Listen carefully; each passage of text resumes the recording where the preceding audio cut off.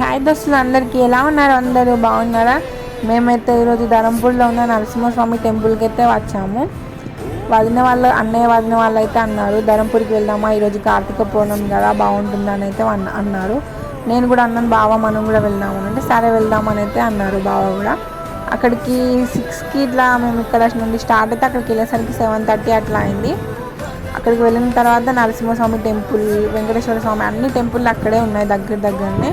మేమైతే అన్ని దేవుళ్ళ దగ్గర ఒక 5 మినిట్స్ 10 మినిట్స్ ఇట్లా టైం లేక కాసేపు ఉన్నాము. తర్వాత ఇక్కడ కాసేపు కూర్చొని ఆ తర్వాత కొబ్బరికాయ కొట్టేసాము. అక్కడ అన్నారు ఇక్కడ కోనేరు చాలా బాగుంటుంది అని చెప్పగానే మేమైతే కోనేరు దగ్గరికి అయితే వెళ్ళాము.